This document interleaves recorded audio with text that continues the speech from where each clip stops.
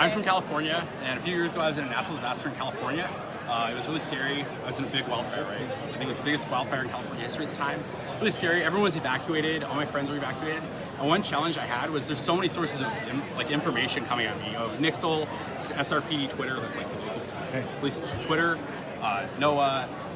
Really just so much information. My friends messaging me telling me, oh, this road's blocked.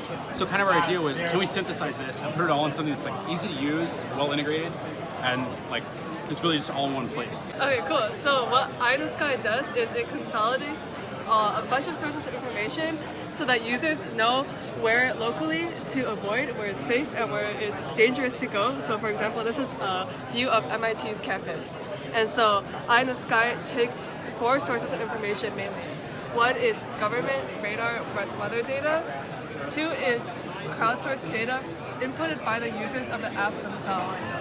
3rd is Internet of Things sensors collecting real-time environmental data. Hardware is back here.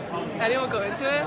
And then the 4th is a Twitter feed taking tweets from this location about the disaster. And then Jocelyn will go into the features. Yeah, so basically we're currently at this location, and what if you see like some hazard and you want to let other people know? So for example, in Hurricane Harvey, there were a lot of alligators around and people would like tweet about it or like take pictures of it. So you can mark this alligator and you can write a small description and you can take a photo of it as well. And then you create that post and it'll create a marker at that location.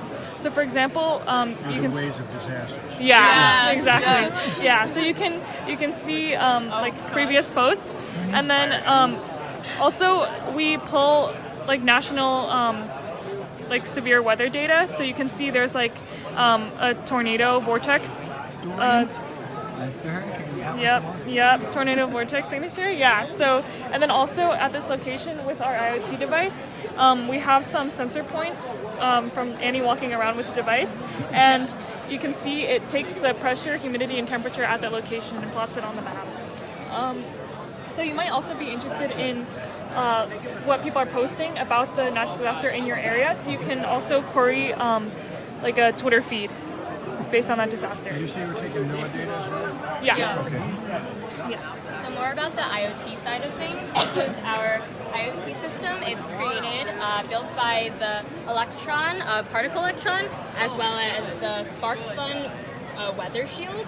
And the reason we decided to use this electron to measure our hyperlocal environmental data is because this electron uses cellular data instead of Wi-Fi, so that in many natural disasters when you lose power, there's no Wi-Fi, you can continue to publish this sensor data. And it's actually, we realize it's really important not only during the disasters, but after the disasters as well. All the residual effects, as like the air quality, especially for wildfires, effects can last for decades in lung cancer and in everything of that sort. And our idea is actually to put this on existing vehicles so that you can cover a wider range, wider spatial range, but still have that hyper-local data, because we think it's really important because the gradient is so large.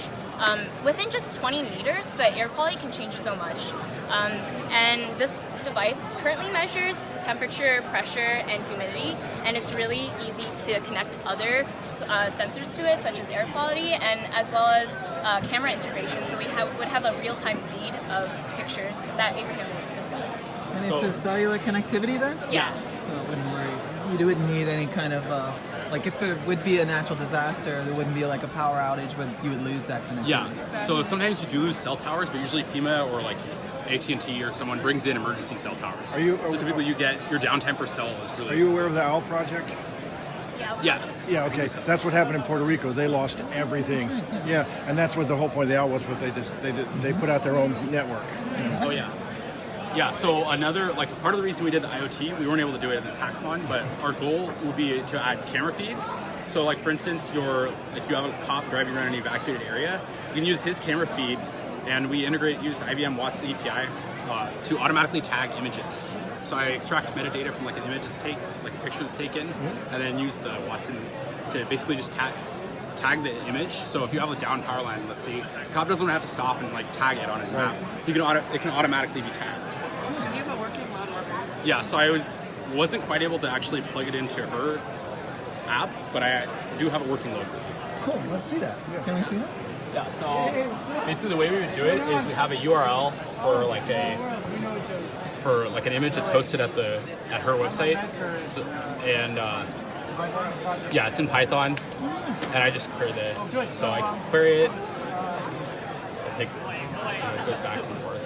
And so the image is actually of Annie's hand, but I labeled Annie's hand as a crocodile.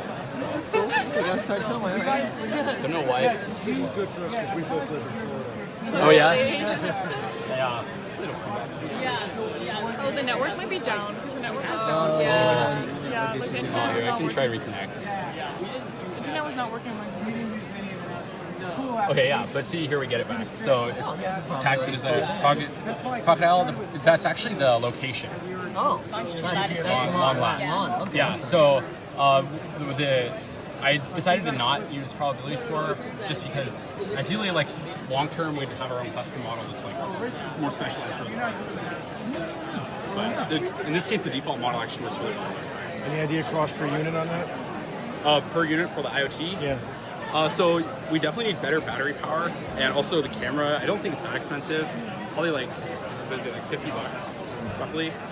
But especially just something you can drop into a vehicle. That's Right. like, yeah. And there's the potential to make it sustainable, perhaps with solar power if you just pop it on a vehicle. I was gonna say that's a good idea. Yeah.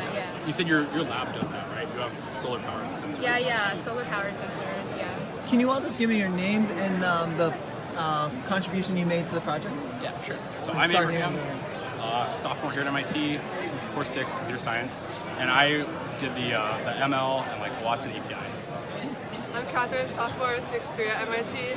I scraped the data from NOAA and developed a method to integrate it into the user interface.